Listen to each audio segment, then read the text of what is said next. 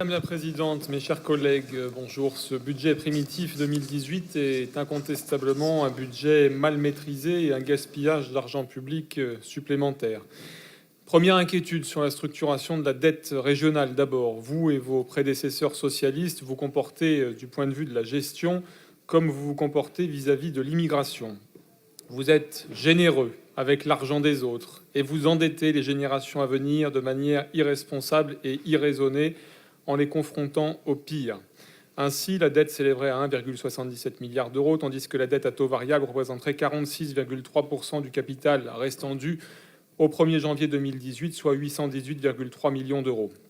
À la fois en montant total et en part de taux variable, c'est totalement irresponsable. Comment a-t-on pu en arriver là et surtout, pourquoi faire ?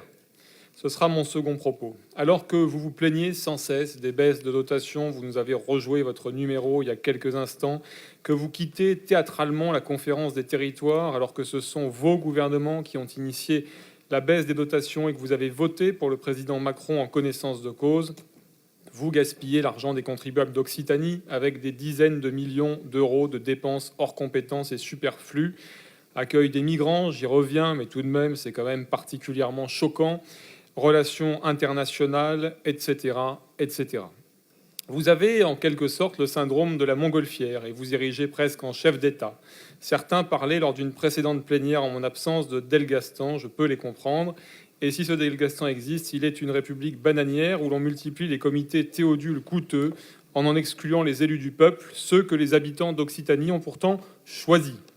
La France n'est déjà pas un pays très démocratique. Vous faites pire dans votre Delgastan en contournant les élus choisis par le suffrage universel dans les parlements que vous créez tous les jours, toutes les semaines. Il se crée des parlements, c'est merveilleux. C'est à se demander si le Delgastan est une république bananière ou une monarchie où règne le fait du prince, de la princesse ou de la reine. Ces dépenses hors compétences, vous indiquez même qu'il est important de les actionner sans délai en affectant les autorisations de programme et d'engagement. Sur l'intervention en faveur des migrants, j'y reviens, autrement dit des clandestins qui n'ont rien à faire ici, vous annoncez 1 million d'euros en AE et 400 000 euros en CP. Sur la formation des élus et des cadres marocains, 800 000 euros en AE, 100 000 en CP. On se demande d'ailleurs en quel honneur on forme des élus, des cadres marocains. J'avoue que ça me dépasse complètement, mais ça dépasse aussi beaucoup de contribuables. C'est le néocolonialisme, peut-être est-ce la propension des socialistes à se penser supérieurs à des peuples étrangers que d'avoir la prétention de former des élus et des cadres marocains. Quel mépris. Vous êtes en perpétuelle contradiction. Vous prétendez défendre les droits des femmes et même l'égalité homme-femme. Mais vous accueillez en grande pompe des migrants en provenance de pays où la femme est considérée comme un objet, et cela constituerait, à vous entendre, une richesse, une diversité. Mais c'est sûr qu'on va avancer sur la cause des femmes et sur l'égalité homme-femme en faisant tout cela. Vous qui parliez tout à l'heure de supplément d'âme, de richesse culturelle, n'oubliez pas la culture judéo-chrétienne et gréco-latine, ça c'est une de nos spécificités aussi. Arrêtez de mépriser et d'oublier le patrimoine de notre région. Que faites-vous à ce titre et à ce sujet sur le canal du Midi, le canal du Rhône à 7 ? Franchement, que faites-vous sur ces sujets-là ? Et qu'est-ce que vous allez y consacrer dans les prochains mois ? On attend toujours, on se demande toujours, on n'est toujours pas informé. Les associations qui défendent d'ailleurs tout cela ne sont pas plus informées, se plaignent même de ne même pas avoir d'interlocuteur à la région, de ne pas avoir d'élus compétents ou en charge du dossier et de ne jamais pouvoir vous rencontrer clairement.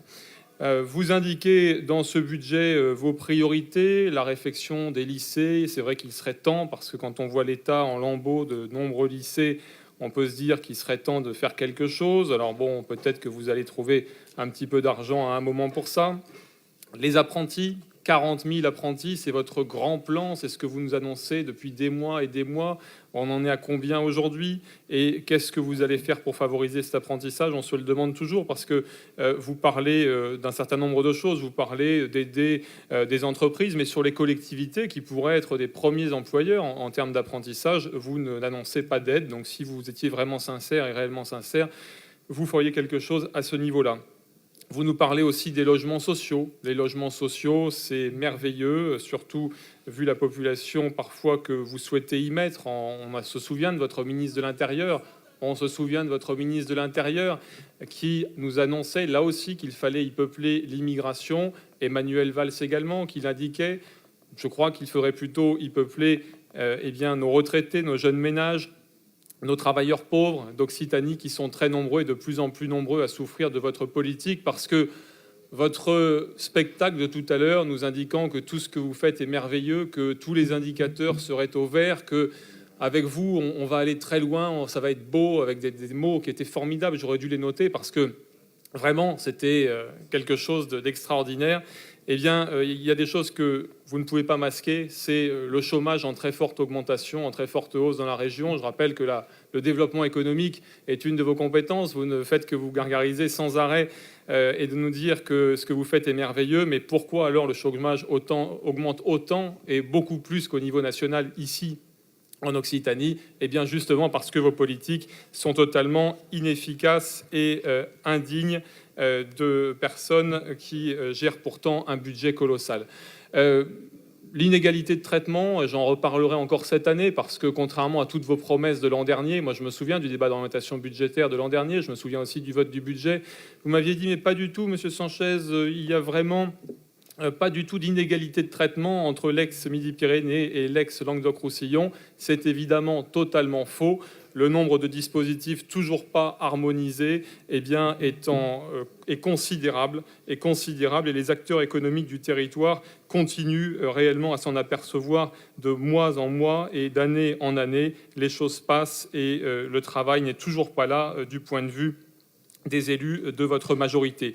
Alors, Madame la Présidente, quand allez-vous réellement cesser cette communication intempestive, ces créations de parlements qui ne débouchent sur rien et qui ne font pas du tout participer les élus de la région, qui sont complètement exclus de toute prise de décision, qui sont exclus de toute réunion où l'on peut travailler et avancer pour notre région?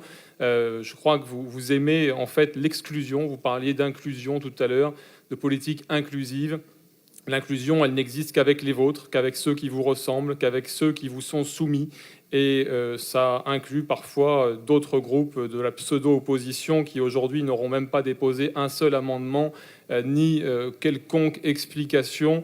Je crois que là aussi, c'est un message que je souhaitais adresser aujourd'hui.